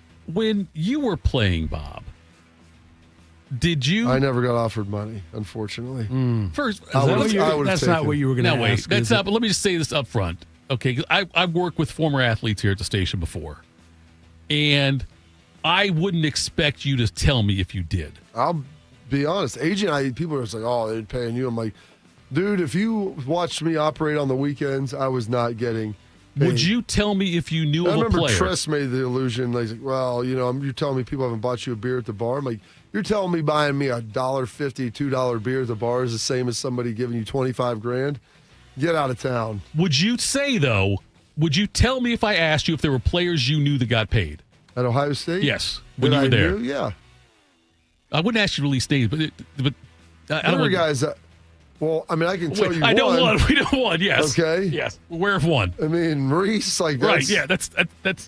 And then also Troy. There's two. Boom. Okay. Right there for you. I can give you 2 guarantees. All right. Do you think more got paid? Maybe. Yeah. But not of significance. Right. And I would say this: it wasn't overtly obvious if that was the case. When I worked at J.C. Penney at Northland Mall, like, would guys is there an opportunity? Like, hey, guys would know. Hey, I need to get a new mattress. Right. Like, we can get you a mattress for like decent, good mattress for like $200 as opposed to like $400. Like, all right. You go to some warehouse and go buy a mattress out of some garage bin. I'm like, half the thing they're pulling it open by praying I'm not going to get murdered on the other side of this thing because they weren't in the nicest areas of town. But if someone needed a couch or something like that, like, those are kind of the things that I would hear that maybe happened infrequently. But as far as like guys overtly getting large, like getting dollars, right. I never heard of that. I had a guy come in. Where do I go pick that up? Really? A current player at the time. And had a Boosters credit card. Sounds awesome. And said that the way they would do it is he would go out and buy things. And then when he got done making his purchases, he would let the booster know, and the booster then would report the card stolen. And so he got gear that way. That's also fraud. So there's a degree of the rules infractions with the NCAA, right? And then there's also yes, legal implication that right. could get you incarcerated. So yes. I don't know if that's the safest plan. I'd rather just give somebody the money and be on with it. Was it LSU, the players, where they had was it LSU where they had 3 players that got an extra sandwich or something at one of the meals where they were allowed to go to or something? We go to this one Subway and they'd probably put 4 or 5 extra no, but they had to pay they had to pay back like $3.60 a piece, or they would be ineligible. Yeah. And now look where we're at here. Exactly. That's what I'm saying. It's just nonsense. It's amazing. You never got offered money? I never got offered money. Never got offered another one, or we're going to go? We'll go. Hit one more. You want to do one more? Fine, we'll do one more about it. Putting food into a souvenir started decades ago at baseball stadiums when they started selling ice cream in miniature helmets. We have come a long way since then. The Vegas Golden Knights last year began selling chicken fingers in a tiny Zamboni. Now the Seattle Mariners have introduced serving soda in a 32-ounce Trident cup. You know what a Trident is? Yeah. That 3. That's what Zeus has. Yes. Costs a mere $24.99, but you get free refills. The Yankees have a bucket that looks like Yankee Stadium filled with popcorn for $14.99. And Petco Park in San Diego is selling banana pudding in a Western Metal Supply Company container. That's the famous building out there beyond left field. Tito, I would like to see maybe chips and salsa with a lot of jalapenos in a plastic horseshoe container at Ohio Stadium. See? I like that idea. Thanks. It's I saw some of these things getting sold in like on the secondary market then for decent money. It's like it's amazing. The Trident thing was interesting to me because I just can't see. The Trident just screams power, Thidoff. I know it does, but not if there's soda in it. I mean, how sharp are the points, by the way? Could you use that as self-defense? I think the points must be squared off. So They have you to can be. Sit it down, but I don't know. Maybe not, though. I don't know on that one. Yeah, I don't. That's a weird thing for me to do it that way. But free refills on the sodas or whatnot. If you can put down 2 of those, I guess, in one sitting. But that's how you get the diabetes. He preached to the choir there, my man. I know that. that. I'm saying. I realize years of hard soda consumption. No, you know what, Bob? I'm looking at a picture. The Trident cup has 3 pointed ends. You think it's sharp enough that you could keep it in the side pocket of your door, and if you're getting mugged, you could stab somebody with it? I mean, come on, $24.99 for 32 ounces of soda. Well, then you get free refills. I know, but get the diabetes shark. How much can you drink to get $25 worth? Oh, I know. No, I'm with you. Well, that Trident cup, which is plastic, probably costs a nickel to make. Anyway. The other ones are pretty cool. You know, the best stadium food I ever saw, and I don't know if they still sell them, but out beyond the left field bleachers at Coors Field in Denver, they sell Rocky Mountain oysters. Cow balls? Baby bulls, testicles. Yeah. And they dip them in the flour and deep fry. Well, first peel the You're eating skin testicles? off. You're eating testicles, bull's testicles. Rocky Mountain oysters. Bull balls. That it's a disgusts delicacy. me. Usually not a main course, just an appetizer. But So you've eaten? I've never met anybody that's eaten this. I before. haven't either. Oh, okay. I didn't eat them. I just saw the concession stand there, and there were people in line, and I thought, man, you got to kill a lot of bulls, baby bulls. You don't kill them; you castrate them. You just castrate them. That's what but you still, do. Make them turn them into steers. Nonetheless, if you got a little dish of 10 balls there, that's a bull nuts. There's no way I would ever. Have you ever had? Don't say no way, Thidoff, because you're somebody that'll rationalize a lot of things. I will. I'm not going to rationalize. Bobby, there's no way I will eat bull's testicles. Do you eat caviar? I've never had caviar in my life. All right. Or oysters. Regular oysters? Yeah, I've never regular oysters either, yeah. Or shrimp. Have you had cows? Shrimp? You've never had shrimp? No. What's wrong with you? Have you ever had a cow's tongue? I've never had a cow's tongue, no. It's good. It's beef. So what's for dinner? I've had grilled cheese tomato soup. That's really good. I would never. That's from a cow. Cheese. Well, yeah, but that's not their balls. But they're really good, from what I hear. You keep hyping this up, Shark. I thought you had tried them. I haven't had them. But they're deep fried, so you're probably tasting the batter more than the balls. That's a great phrase. You probably taste the batter more than the balls. That's what you do. Sounds really good. What's the weirdest thing you've eaten?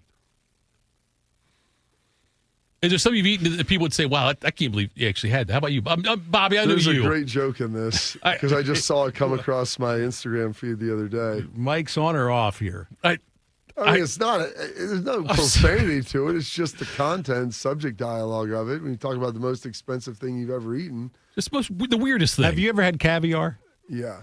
I've tried to give it. Did you like it? I'm not a big fan I of it. just look at it and So I was like, I tried. I mean, the guy had so ordered, it was like expensive. $1,000 caviar for a little tin. I mean, he's like, what the it's hell? so good. I'm like, it's so salty. Because it's not, it's okay. But I'm like, I would pay $2 maybe for this to try it, not $1,000. I'm not eating shrimp. Never had lobster. None of that kind of. Have you ever had gator? No. I've had gator. I've had gator. rattlesnake. I've had gator. Oh, none of that sounds at all enticing to me. You just eat what's available. In some countries, they eat dogs. I move. If that's all available is eating dogs, I'm moving. Or hey, some places in Ohio, I heard. Or horses.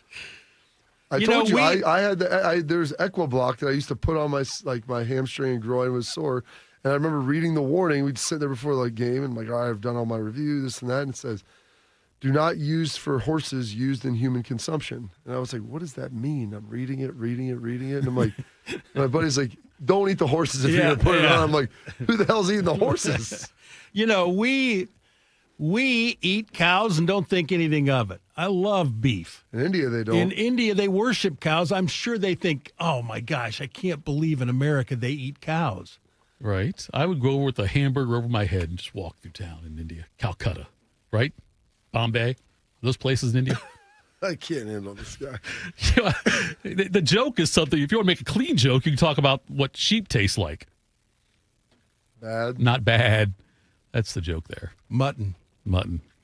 All right. Let's take a break. By the way, interesting thing. You mentioned the Ruggs thing earlier. I want to talk about something interesting that happened, ironically, I guess I should say, that came out yesterday on the day after Ruggs apologized to the family of the woman that he ended up playing a role in her death. We'll do that next. Morning Juice. Around the world, Children International and friends like you are giving children in poverty a chance to grow and thrive, to be healthy, to succeed in school, and achieve great things. How do we do it? In the best way possible, by helping ensure access to healthcare, nutrition, and educational opportunities. And most importantly, by empowering youths and their families to get out of poverty and into employment through life skills, computer, and job training.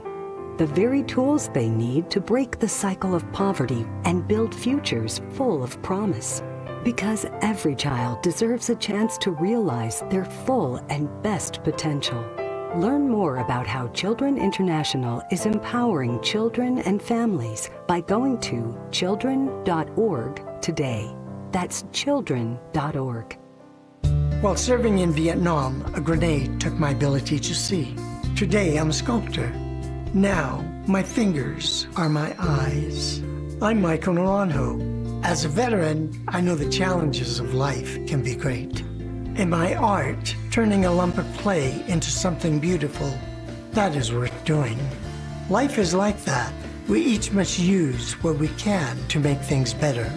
DAV helps veterans like Michael get the benefits they've earned. They help more than 1 million veterans every year in life-changing ways. Now, I show others how they can create something with their own hands. I know it can do a lot of good.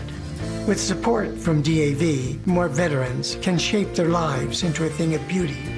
My victory is bringing beauty into the world. Michael Naranjo, may your victories inspire many more. Support more victories for veterans. Go to DAV.org. And we're live here outside the Perez family home, just waiting for the... And there they go, almost on time this morning. Mom is coming out the front door strong with a double-arm kid carry. Looks like Dad has the bags. Daughter is bringing up the rear. Oh, but the diaper bag wasn't closed. Diapers and toys are everywhere. Ooh, but Mom has just nailed the perfect car seat buckle for the toddler. And now the eldest daughter, who looks to be about 9 or 10, has secured herself in the booster seat. Dad zips the bag closed, and they're off. But looks like Mom doesn't realize her coffee cup is still on the roof of the car. And there it goes. Oh, that's a shame. That mug was a fam favorite. Don't sweat the small stuff. Just nail the big stuff. Like making sure your kids are buckled correctly in the right seat for their age and size. Learn more at nhtsa.gov/the right seat. Visit nhtsa.gov/the right seat. Brought to you by NHTSA and the Ad Council. Bobby is known as the General. Tito shops at Dollar General. This is Morning Juice. All right, Morning Juice. Balls.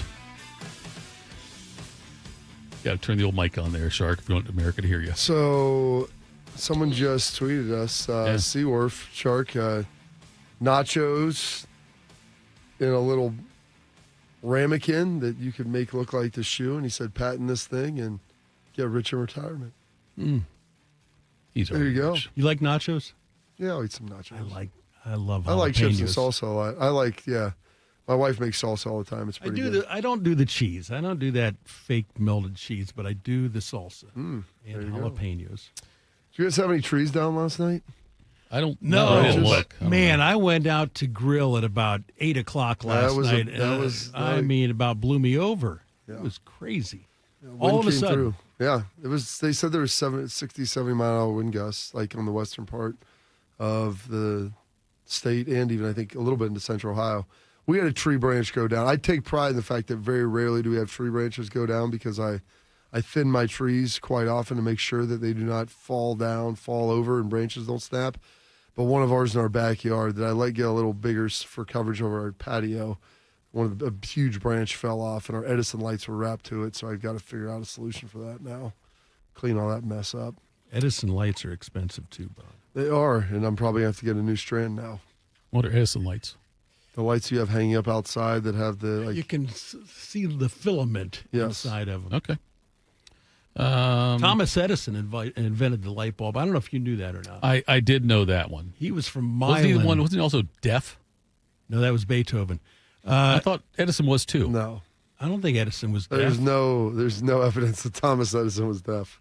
I think you guys may want to check your history books. He's from Milan, Ohio. Right, but he's known more for being New Jersey, right? That's right, Menlo Park. Yeah.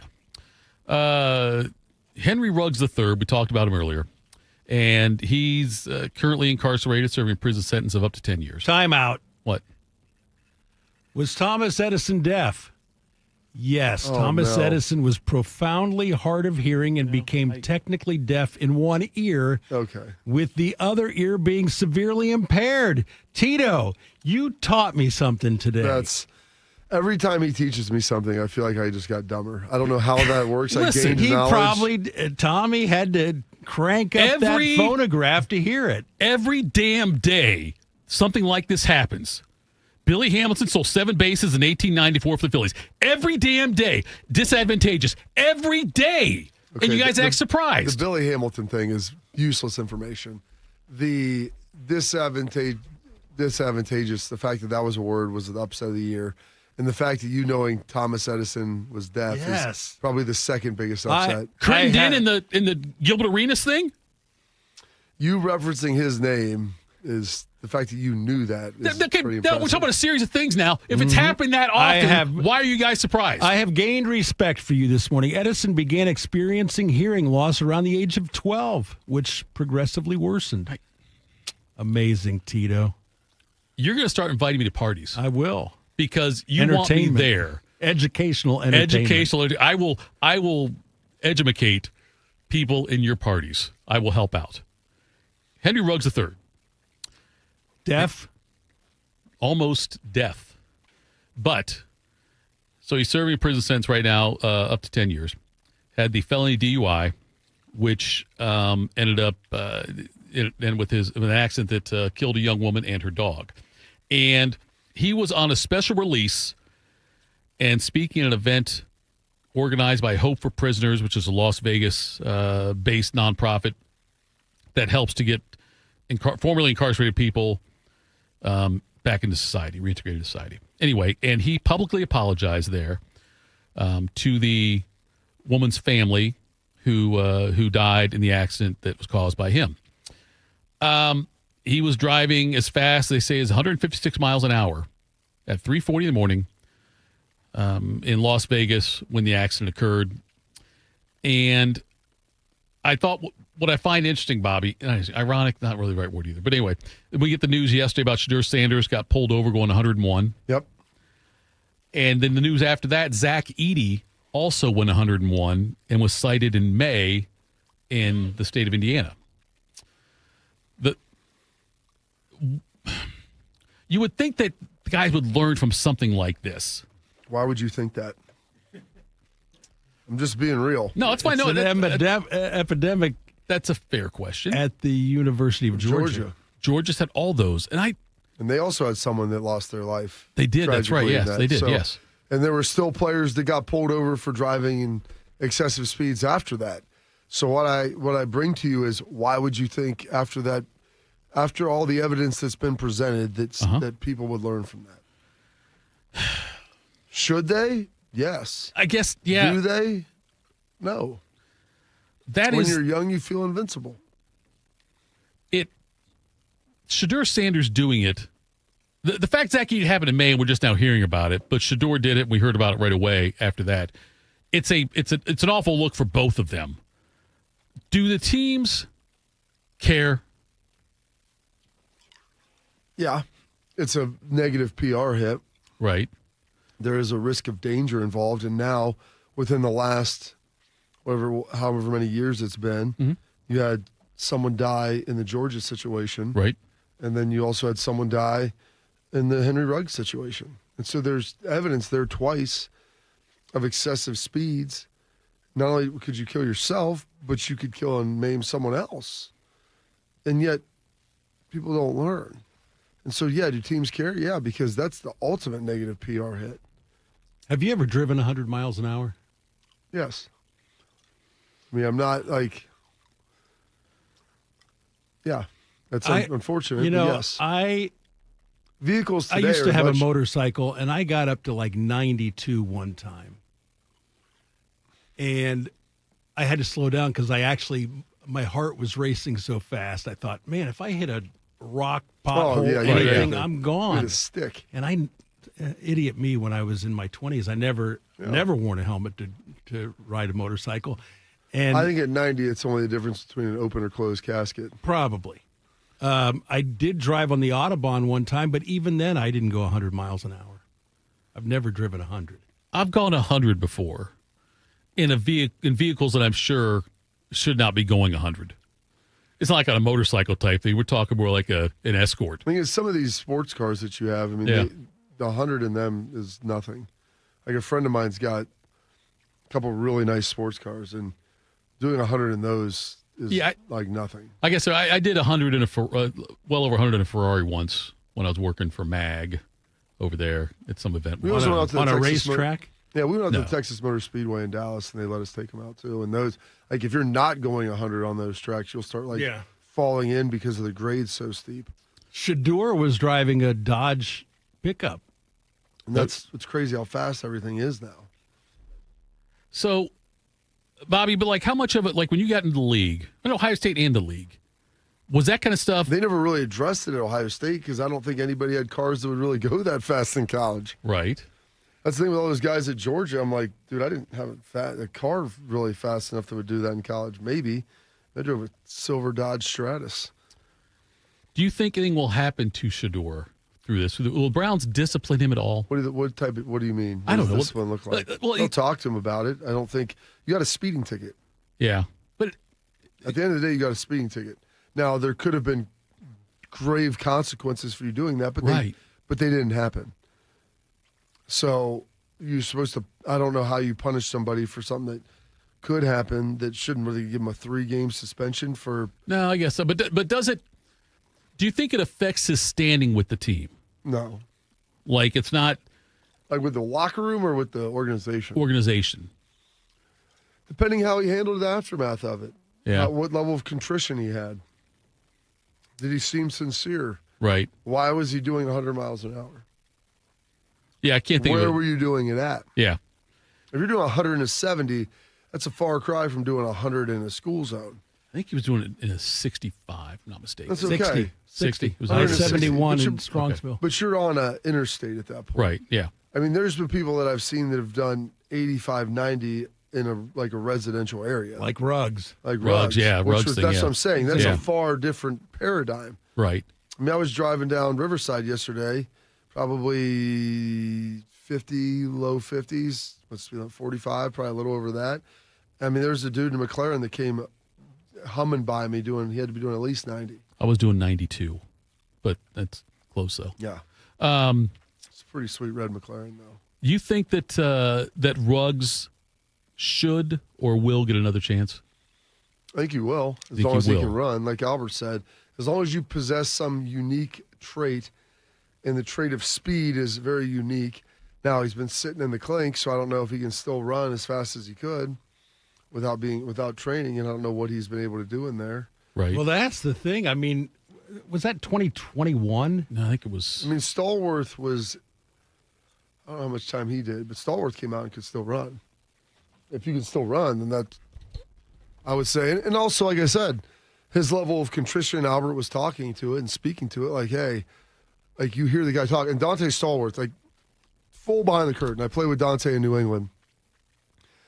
And I remember talking to him about it. I mean, we were older guys, and him and Witten played together at Tennessee. And he always told me, he's like, Dante's a really good guy. And I met him, like, man, great dude, really smart. And I kind of outlined, I was like, hey, man, I know I've heard the story. So you want to hear it? So he outlined the whole night, what happened, how he got to that point. And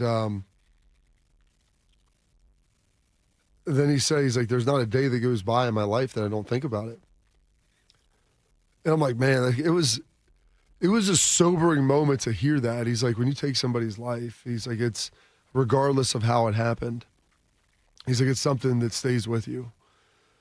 And like, he'll never be able to drive a car again. Like, that was part of his settlement, that he was never going to be able to drive. He's like, but it's impacted my life outside of the career and financial implications. It's like, it's something that you carry. It's a heavy burden. And so to hear a guy who was in his, I mean, I was 29, 30, so he was probably early 30s, 32, like, a talk like that, I mean, it showed a great level of maturity and understanding. And if, by all accounts, Ruggs has similar personality traits to him and was, you know, at all accounts, people thought was a good guy. And this is and I tell people, it matters. If you're somebody has done a lot of questionable things over the course of your career, I'm going to give you less of the benefit of the doubt, because then you just lack judgment and discernment. But like Dante Stallworth, like similar to Henry Ruggs, like, there was no evidence that would have led you to believe that this is something that would have potentially happened. If you told me Pac-Man Jones did it, I'd say, okay, well, I'm not saying that I could have seen it coming, but that seems like it's a much more logical jump. It was November 2021, Shark, when it happened. So half of 21, 22, 23, 24. He was sentenced in 23. But I'm just saying he hasn't played in three and a half seasons. Yeah. Right. I don't know. He's young, obviously, and I think he can still run. It's just, man, sitting out 4 seasons is... Maybe he's fresh. Yes, he is fresh. His load management has been elite. That's a good point, yes. But you know, you're talking about Stallworth. That is his legacy. Yeah. Like, it doesn't matter what he does the rest of his life. When you hear the name Dante Stallworth or O.J. Simpson or Henry Ray Caruth. Oh, that's right. That's Tito's favorite receiver, he said. First-round pick, Caruth in the Biff. Try to murder your pregnant girlfriend or ex-girlfriend. That sounds good. I think I was 17 when I got my license because I failed the written test 3 times, which... That's sad. The written is easier than the driving test. That's what everyone told me. Listen, the written test, everyone said to me, it on his first time. Everyone says to me, oh, yeah, it's an easy test, and I go through it, I failed it. Anyway, for the driving test, I cheated because, yeah, I know, Bob, that quizzical look, I get it. How do you cheat on a driving test? Let me test? tell you how. Did you have someone go in your place? My driving instructor. Did you get him drunk? Had things on the car that I drove in, on his car, that would tell me when to turn the wheel. Like when a certain thing, like there was almost like a bobber on one of the back antenna or something.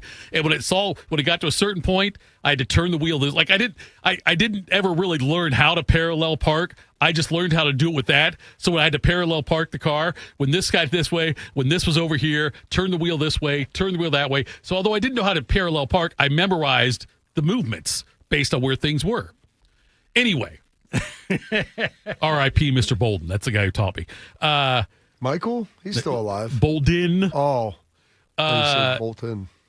About a week after I got my license, maybe 2 weeks, I got pulled over going 59 to 25.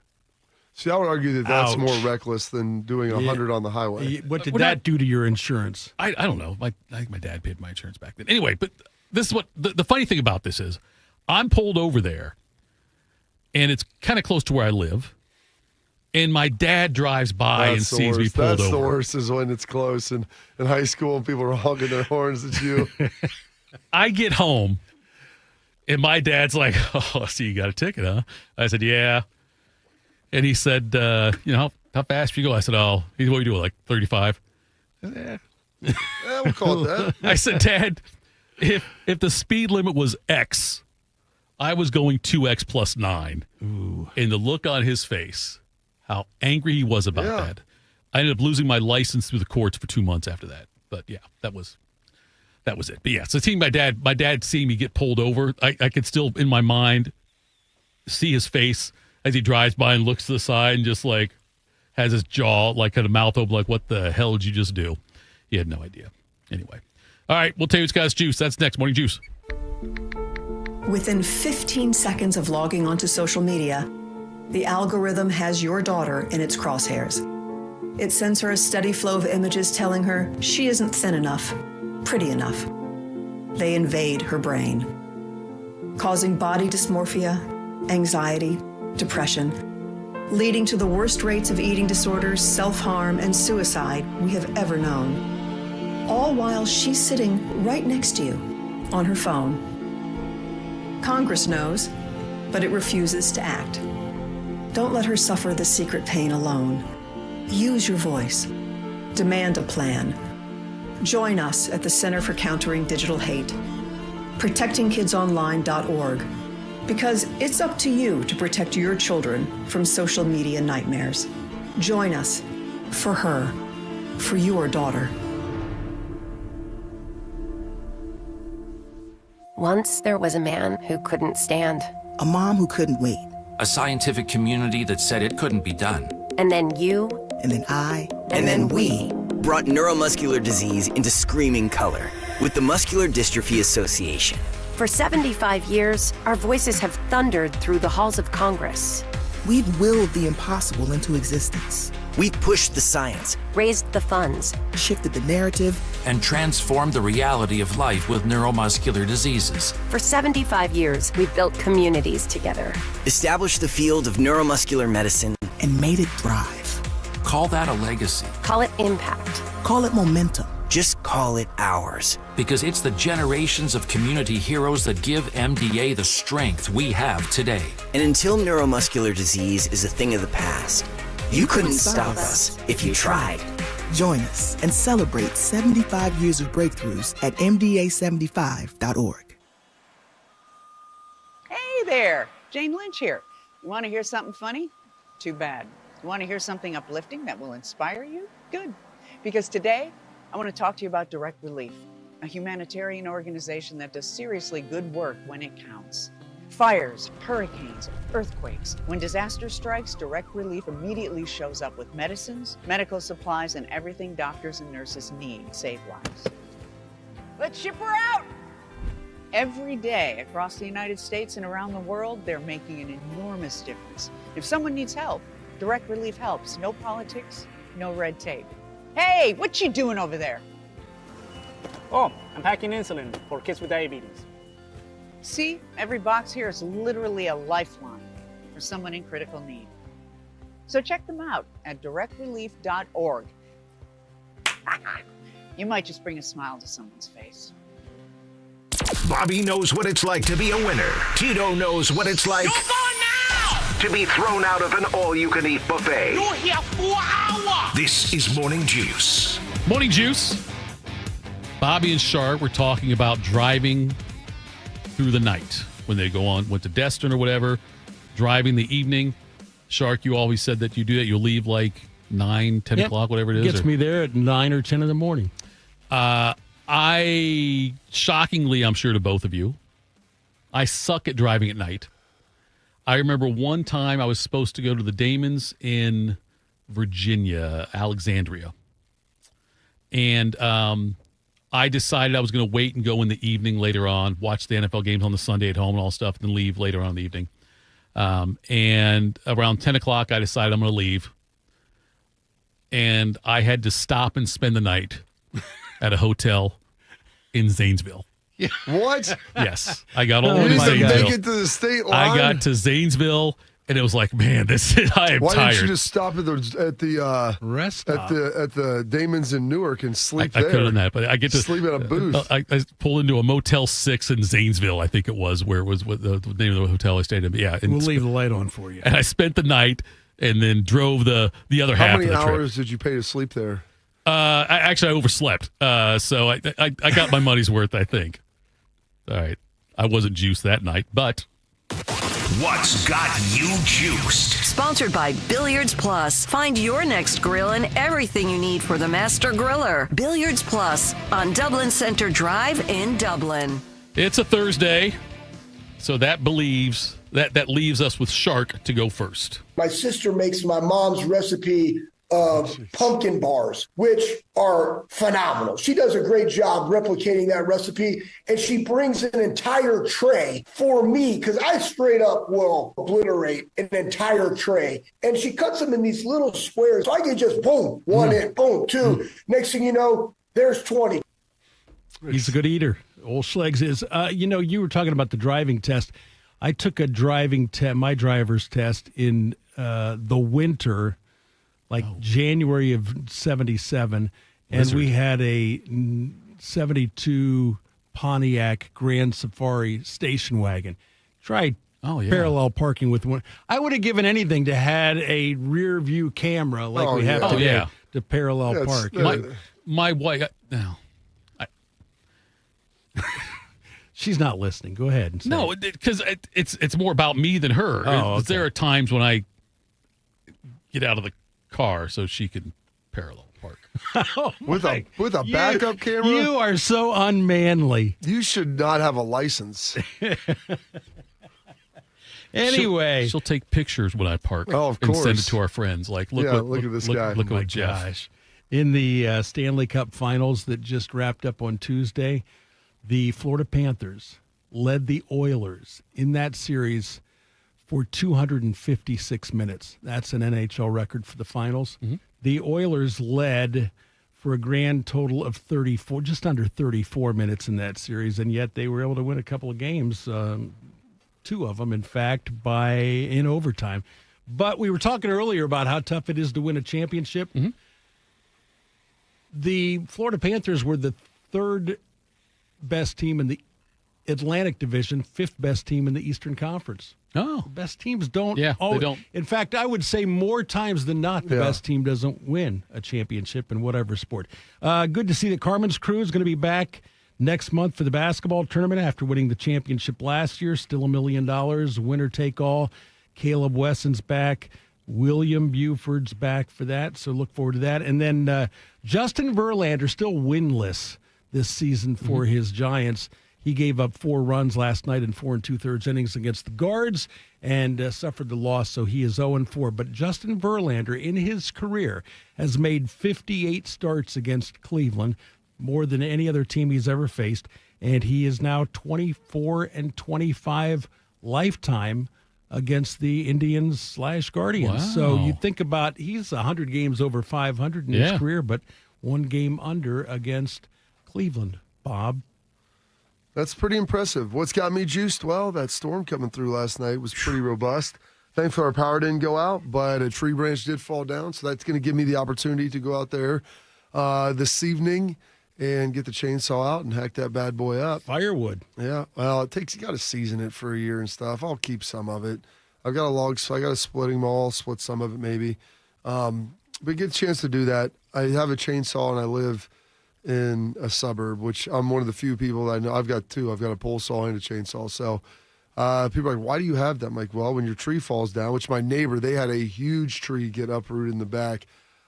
I don't know. And I've cut trees down for them before. I go, that might be a little too big of a job for me to take on. That would be probably a 2 or 3 day affair. They have some probably 100-year-old oak tree that went over. But a lot of trees went down. Hopefully everybody's safe and your power is on and ready to rock.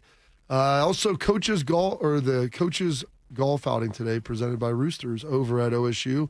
Excited to go and play in that. It's always a lot of fun and have a good time doing that with the good folks at Roosters. Are you playing scarlet or gray? It's a good question. I'm unaware. Will there be wings there? There are. There's lots of wingies, and it's pretty nice. So there's libations and wings, and the weather should be pretty good. Hopefully not too crazy hot as we continue to move through the day, and hopefully no rain.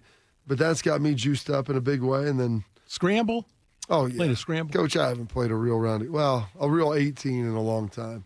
Do you know who's in your foursome? Yeah, it's my folks from over at Affinity. So play with them every year. It's a lot of fun. But Shark and I didn't get invited. We did not get an invite to this. Yeah, because it's coaches and then some other former players to fill out the rest of the groupings. So, Seems like could have been some exceptions made, but that's fine. Tito played soccer when he was a kid. That's true. And I'm not a great golfer. Hey, it's just really more about the conversation. I've been an assistant coach and stat keeper in basketball and baseball. Just let you know. Listen, you've done a lot, Theodoff. You're a well-accomplished and traveled human being, and that's why we have you in here for your insight, knowledge, and takes. Yes. And you're definitely not for your parallel parking ability. It's not disadvantageous to have me in here. 100%. So that all has me juiced. And then Monday, this is my big golf time. Monday, I'm playing in Jordan Cornett's outing over in for his brother, honoring his brother who passed away over at NCR. And then we got the OSU. They do their baseball team has an NIL event that's the following Monday. So I said those will be my 3 rounds of golf until usually Age calls me to come play with him to get him help ready for his Tahoe event. So we'll play some 9 holes out in the evening in the twilight rounds. But that is the extent of my golf game as well. So that's got me juiced. Thitoff, what's got you juiced today? Well, I was juiced until I found out about the golf outing that Shark and I were not invited to. But since your lack of effort in getting the lazy river installed in your house, I'm going to go to Zoombezi Bay today now instead. Nice. Not nice day though. I don't know what it's going to be like weather-wise. I don't know, but it's my day off in the state job. Cause it's a federal holiday today, and so I'm thinking to myself, I can do whatever I want. But apparently, according to my wife, what I want to do is go with her and the kids and a couple of other kids and go to. Nice. You don't have to parallel park at Zoombezi Bay. No, just pull right into a spot. In all honestly, she'll probably drive. She probably will. I don't think I'll be driving. I think she'll be doing that one. But it's a good thing we're not going at night, though, because then I'd have to pull over probably between here and Zoombezi and spend the night somewhere. You know what else has me juiced, Shark? Yes. Did you enjoy the little nugget that I sent over to you yesterday about John Rocker? Yes. It's been a while since he's been out there. I remember going to an Indians game where John Rocker came in out of the bullpen. He pitched a half season for Cleveland, and the fans at Jacobs Field gave him a standing ovation. I looked at my brother and I said, "What are we doing here, cheering for this clown?" That's amazing. Anyway, that was pretty funny. The great state Go ahead, of Ohio. Tito. Didn't mean to interrupt. No, you're fine. That's okay. That's all I was going to say. I was juiced. But I'll go out to Zoombezi Bay today. I will spend a lot of time in the lazy river. I'll probably have the sunglasses on and just float around. That's what I'll probably do. I don't know if you're going to need sunglasses today. I'll still do it anyway, though. I'll still do it. Look, anytime I go around water, I feel like I need to wear sunglasses. Do you take your shirt off or leave it on? Oh, that's a great question. Don't want to scare anybody out there. Depends how much the ladies want to pay for it. You know what I mean? So if I get the right offer, I'll take the old shirt off there. You'll see it there. Pay to keep it on or pay to keep it off? Exactly. Look, when everyone's got the higher dollar value, that's the one I'm going to go with. Believe it or not, I know you probably don't know that about me. My wife will park the car. Okay. Thanks a lot, folks, tuning in. Thanks everybody in the chat. We appreciate you all every single day. Come back tomorrow. AJ tomorrow. Sure. We're gonna have him on. Yeah, Friday. He should be good. All right, we'll have him on tomorrow. Morning Juice. It's been a real journey since 2014. When I first had my injury, I realized that my home was just not working for me and that it was time to ask for help. Homes for Our Troops is really giving me my life back. The shower allows me to go in and turn around with my chair, pull down storage racks, automated door systems, hours of my morning given back to me. Adaptive sports are a huge part of my life, a huge part of my healing journey as well. Homes for Our Troops helped with making sure that I had a home gym so that I can continue to train. This past year, I was able to host Thanksgiving in my home. And it was the first time I was able to have my whole family in one place and I was able to contribute to the meal. There are a lot more veterans in need, and Homes for Our Troops is going to be there to help them too. Homes for Our Troops builds and donates specially adapted custom homes nationwide for severely injured post 9/11 veterans and enables them to rebuild their lives. Join our mission at hfotusa.org. Some journeys start small, with small pause and big purpose. Look how little fly, you sweet girl. Every great partnership begins with the first step, Bella, let's go. guiding them through the world so one day they can guide someone through life. With shared experience, confidence grows, and the path becomes clear. It takes time, patience, and love. But the reward lasts a lifetime. Hey, good girl, Bella. You don't just raise a puppy. You raise a future. Become a Dogs Inc. puppy raiser. Give a dog a purpose. Give someone hope. Learn more at dogsinc.org. teachers are dynamic leaders, shaping a new generation. They bring a variety of perspectives from diverse backgrounds, innovating how they